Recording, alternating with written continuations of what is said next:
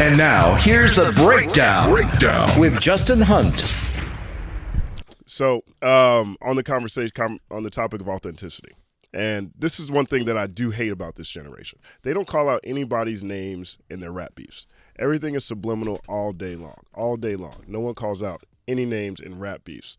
And it got me thinking about favorite rap beefs. All right, we're gonna take the two big rap beefs, the Jay-Z and Nas, and fucking Pac and Biggie, off the table. Off the table. Can't be Jay-Z, Nas, can't be Pac and Biggie.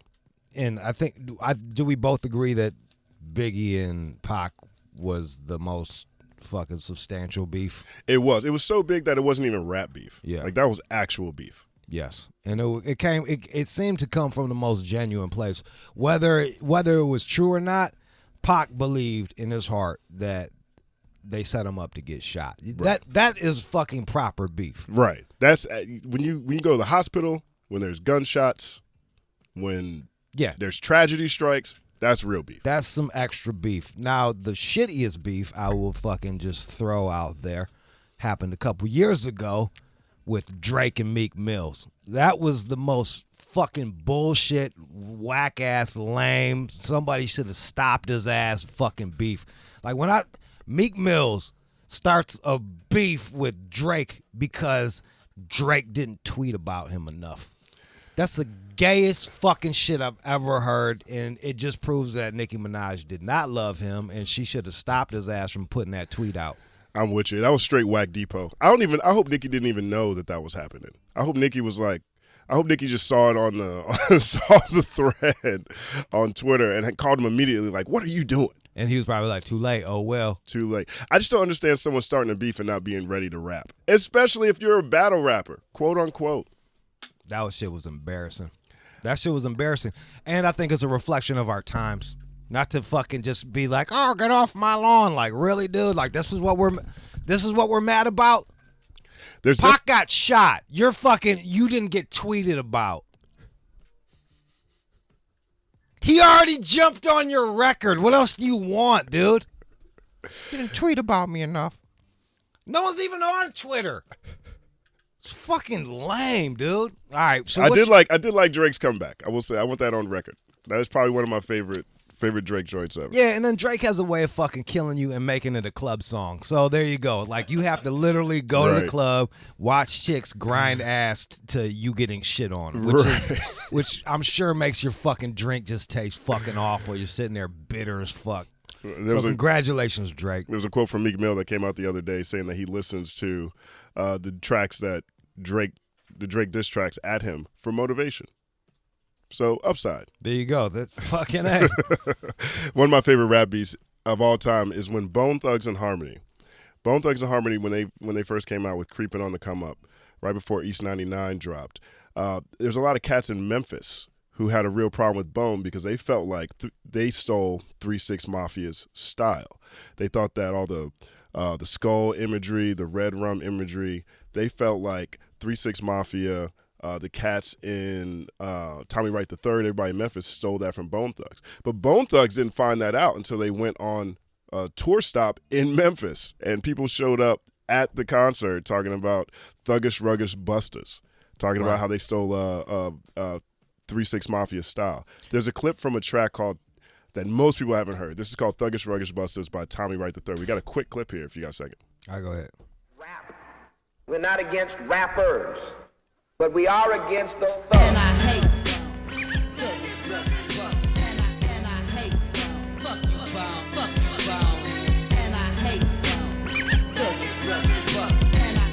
Do you know the irony here? Or I don't even know if irony's the right word, but like they're arguing over who was the devilly rappers. And like Esham was the first devil worshiping rapper. He was out of Detroit, and then you had Gangsta Nip from Houston that was doing his own brand of horrorcore. Mm-hmm. And these guys, Gravediggers, can't forget Gravediggers. Gravediggers was post 3-6, wasn't it though? It was like 90. I heard of Gravediggers first, but I know that they were both wild early 90s. I mean, that was Prince Paul, RZA. That was before Wu-Tang even dropped. No. It was post Wu-Tang. Gravediggers? Nah, Gravediggers was before Wu-Tang, before 33.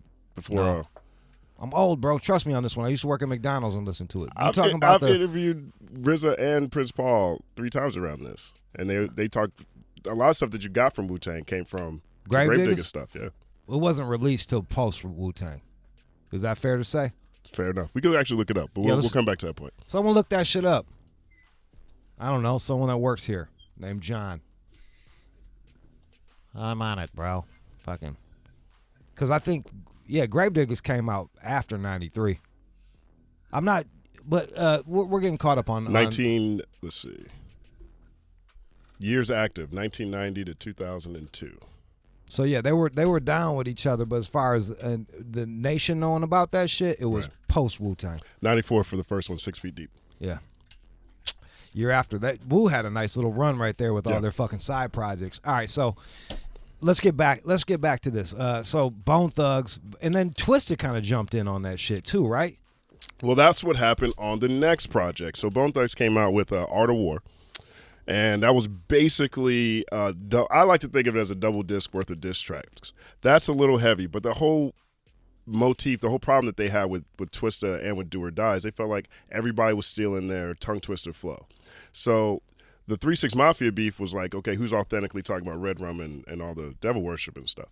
The 3-6, the Twista Do or Die beef was all about who was rapping faster, who was doing all the tongue twister. And everybody's from the Midwest, which is a big thing out of the Midwest in the first place. Do you think Bone really Bone got the brunt of all the anger because they were quite successful? Like, For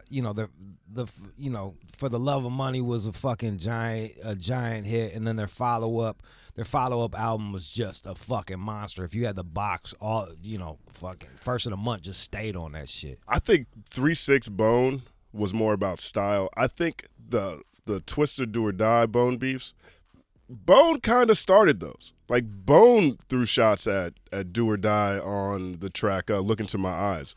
Wish has a subliminal that he throws at him. What did he say? Wish says, and it's like that. You want that. Come and get some pap. Want to sound like. Want to be like. We can't have that. Now, that's a style that was borrowed, that Do or Die used on the Poe Pimp track. Yeah. So he went at them on that one. Bone, Do or Die and Twista came back on Bustin' Back, which we have a clip from, which this is one of my favorite rebuttals ever. I was a diehard Bone Thugs fan. When Do or Die came back with this, and I was like, all right, come on, man. That's awesome. John, go to Bustin' Back. I think it's the one on the far right. Yeah, this one. Right there. Yeah, start right there. Motherfuckers at war, ain't no love in the door. Nigga, what you ride with you for? Baby, what you kill us in the sound on the floor? Nigga, you ain't no art with that war. What for? We can take it to the streets. Motherfucker. Those cats came vicious on that response. Spitting on that motherfucker right there. Ain't no art in the war. 888-742-3345. We're going to open up the lines for y'all to say your favorite fucking rap beefs. Man, we got a bunch of these cats. Let's go to... we got Zara in Memphis. Go ahead, Zara. You calling from Memphis? What up, Jude? What up, y'all? How you doing? What was that like? What was that like being from Memphis and hearing that beef? Hey, man, it was crazy because I gotta say I was probably maybe 13, 14 years old when that whole stuff was happening. I'll just be straight up. Everybody was on some like that thuggish, ruggish, you know what I'm saying, like calling them out and calling them whack and bullshit and for biting the style. Because when I first heard them, before I heard Cleveland, I thought they were from Memphis. So, but they were bumping the records nonstop on the radio. And to be real, like everybody that probably said they were trash was probably bumping the Bone records and they whips. Like I'm not even fronting. I was one of them. It was I loved it. Creeping on the Come Up was classic. There was a lot of pushback. Cats don't really remember this shit because like this is what people don't understand. Like when they take other people's styles now, they don't understand the fight. Like Bone got shit on for being too feminine sounding because they did the singy-songy shit. Now that's how motherfuckers sell records. You know what I mean? But Bone had to literally really kick that fucking door down and be like, like half the real hip-hop heads was like, nah, bro, get that fucking singing shit the fuck out of here, dude. Despite that they were only talking about murder and marijuana, they still had to fight for how hard they were. Yeah, but it's like that. Crazy. It's like that Mexican ranchero shit, whatever it is. It's like it sounds like bonte, but they start talking about selling dope. You know what I mean? Like, real quick, another point too. is 3-6 Mafia. Like, so when I was a kid, they was on the underground hard. Like, they weren't big like that yet. Like, you know what I'm saying? So when Bone came out, and you hear all this demonic stuff and this and that, it was just another point that, hey, they biters. Like, 3-6 was already on that shit. So, and then 3-6 didn't really get famous until some years later. And for some of their hit records. Probably tear the club up.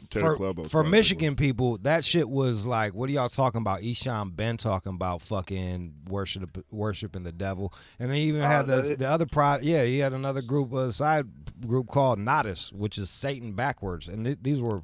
I didn't know that. That's these crazy. these are like pre. So that's crazy. Yeah, that was being a devil worshiper back in the day was some wild ass shit. You're like, whoa, dude, this guy's fucking hey. Don't get much harder than worshiping the devil. No, yeah, you don't. Yeah, that's about as wild as it gets. 888-742-3345, 888-742-3345. Let's hear some of y'all favorite rap beefs. We got Lil Man calling from Des Moines. What up, though? What's happening, bro? How you doing? Man, I'm living, bro. I'm in the Midwest. We in Iowa, so we done went through all that Twister and Bone Thug beef. But my favorite beef was that Jadakiss and that Beanie Siegel. That shit was killer. Yeah, they really went at. Why were they beefing? I don't even remember why they were fucking mad at each other. Man, I was gonna ask y'all to tell me like shit. Someone Google it. Someone Google why they're fucking beefing, and let's keep that shit. Google why they was beefing. Frank in New Jersey. Frank. Yo, what's good? How y'all feeling? Man, I'm fucking chilling. Well, I'm getting a weird feed. All right, now we're better. What's up, bro? All right. Everybody's talking about all these other beefs and whatnot. Nobody mentioned the LL Cool Mo D beef. LL Cool J versus Cool Mo D. That was probably. I'm born in '70s and I was in the Midwest, and that was probably one of the first beefs that I really remember. Just because I was probably like 9 or 10 when that shit happened. Remember the cover of Cool Mo D's album, The How You Like Me Now, was he was rolling over a Kango in his truck. Right.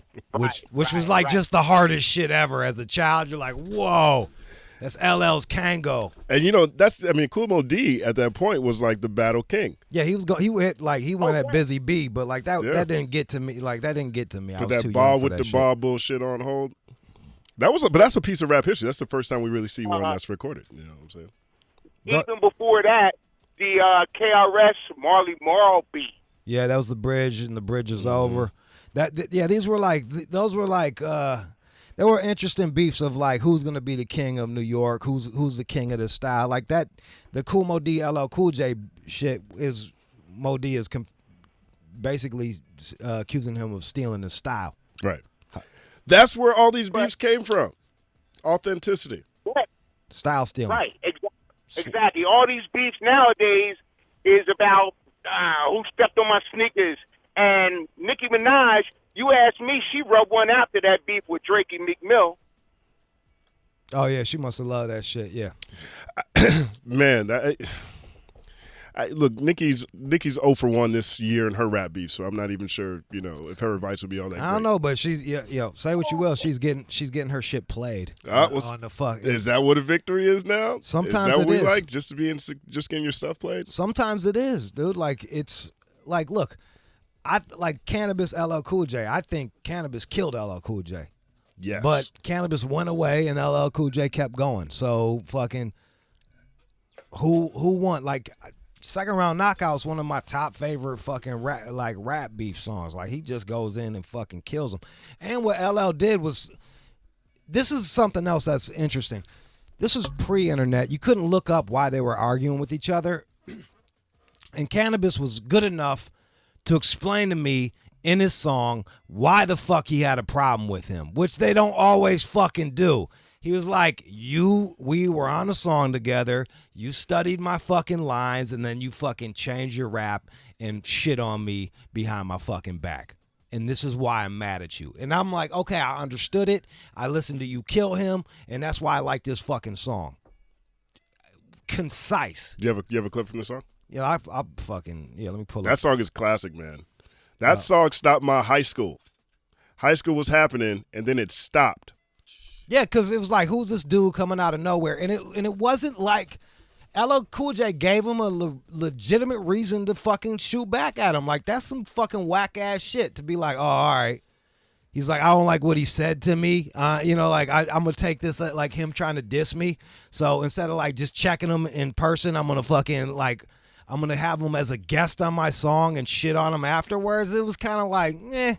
Yeah, I mean, and especially because I tend to believe Canibus, but that started off as a compliment. Yo, Canibus, man, what's up, man? Yeah. Man, we going to do bust that nigga, man. You know, I won a title a couple of times, did right, but they can't hurt us, man. We gonna do it. Get up in this ring, man. Put on these gloves. Let me show you how to handle You want me to let yourself, the world know the truth. You don't want me to shine. You study my rhyme, then you laser vocals at the mind. That's a bitch move. Something that a He homo. killed him. And the was it Rip the Jacker? Right. I don't even own that song. 99% of your fans don't exist. All right, boo. Yeah, it's like, yo, a lot of times the rebuttal song is just for the hardcore fans of that person to say that he won. So, you know what I mean? Like, oh, no, he got him back and ripped the jacker. And you're like, nah, he didn't. See, that's how I feel about Nicki Minaj versus Remy Ma. I feel like Nicki just had to say something so her fans came back. Yeah. Remy's are better. It's exactly what Canibus just said. You know, where he talks about how you can't. He says you got more cash than me. He talks about how he only has more money. You know, he's not a better rapper. Yeah. In the joint, like I thought that was a point that you made earlier. That was great. Like a lot of times these cats are really just talking about how much money they have. And Canibus ate him. I don't know if you guys remember this, but Wyclef ended up jumping in there with what's Clef got to do with it, where even Wyclef jumps in and jumps on LL Cool J's head. Here, I'll play you a bit of that. I don't know if you like when Wyclef is jumping in on you. Like, god damn, dude. I remember it was like, chill out. He already killed him. I got Scully to my face. I got Scully to my face, right? What you thought? It wasn't gonna be no retaliation? You gotta be kidding. You call my I mean, and there's more where that came from, but it was just like even Wyclef jumped in, even Clef jumped in on that shit. He put out that first Can I Bust album. Wyclef produced that. Yeah, and then they had a falling out because fucking he felt like the songs weren't good enough or some shit like that. Yeah, he probably shouldn't have signed with Wyclef anyway. Yeah. 888-742-3345. 888-742-3345. Rasta in Houston. Go ahead, Rasta. In Dallas, though, Jude, but that's all good. That's cool, bro. Hey, y'all forget. What about no Vaseline, man? Cube against NWA. I remember that was what 92. That shit dropped off of the Death Certificate album.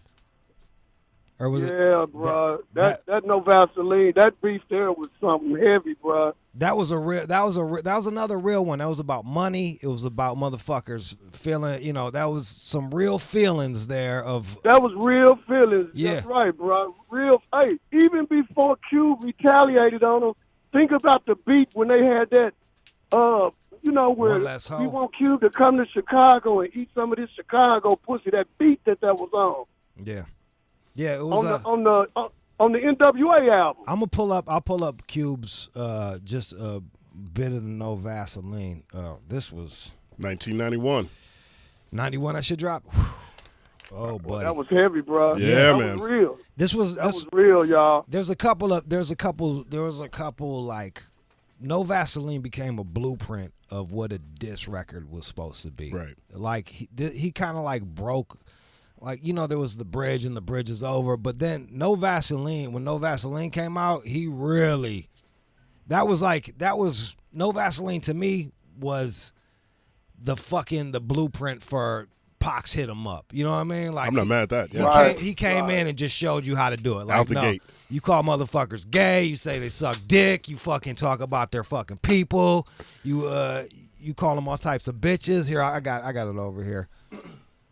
All right, thanks, guys. Y'all doing a great job. Love you, Rude Jude. Thanks, bro. Appreciate you, man. Appreciate you. Much love to you, too. All right, y'all. Keep it going, y'all. Peace out. motherfucking saga continues. Yeah, this was like, and this whole album was a classic, too. Right.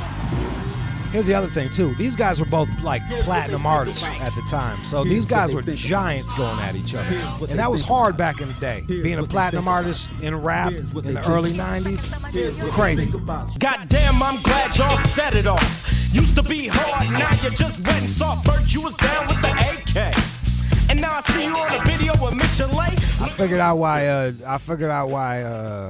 I actually looked it up. Why Jadakiss and thanks, John. You didn't. You failed me again. You fucking dipshit. You got it. That was a He just wants to wear a romper. Yeah, it was a misunderstanding. It's a misunderstanding, right? It came from a Mercedes-Benz reference, if I'm not mistaken. You got the 430 small wheels, and Jada had the 430. Thought that Beanie Siegel was talking about him, and fucking. He was on MTV once and did an interview before he was going away. This is Beanie Siegel. He said he couldn't even remember, even back then, couldn't remember how it really started. That's how sensitive MCs are, or can be. If it sounds like they're throwing shade, they probably are, and you can't have that. At least you couldn't have that. Now it's only a problem if they drop the wrong meme at you. I know. I guess, yeah, you drop the wrong meme, you fucking sneak diss him on a fucking tweet. You don't tweet about a man enough. It's three-dimensional beef now. Rappers always been sensitive, but this is next level shit. That's all I'm saying. It's next level shit. There's a big shout out to O Just Saying on Twitter. He's a great dude, and he was talking about how rap beef kind of exploits hip hop, exploits the artist. I think it can if it goes too far. I generally think if it's a battle of skills, that's hip hop. If it's a battle of who's a better MC, who has a more original, has a broader style. So there is a competitive nature at every element of hip hop. And look, man, this is at the end of the day, we've witnessed. I think everybody loves a fucking train wreck. Everybody. There's a reason why the Inquirer sells well. There's a reason why we watch reality TV. There's a reason why we watch wrestling, and beef and rap provides that for us in music. That's why you see it. That's why you see more and more frivolous battles, because it's a marketing tool now, and people they're a bit smarter now, and they understand. Oh shit! Well, look at what 50 was able to do. He was able to really fucking he already had a crazy buzz going, but let me just catapult it even more and fucking go at Ja Rule, and got us talking about him even more. Besides all the covers of the magazines and the crazy fucking in the club, cats was even talking about him even more. It's great marketing, and that's why you see a lot of this beef happening. And we've seen it now. I mean, J. Cole did it recently. Even Kendrick did it with the Heart Part 4. Yep. This is definitely Game did it. It's a tool in the utility belt. Yeah. That to me is corny. But we talk about it, so we talk about it. But so we perpetuate this shit by having conversations about it. Friction is fun, man.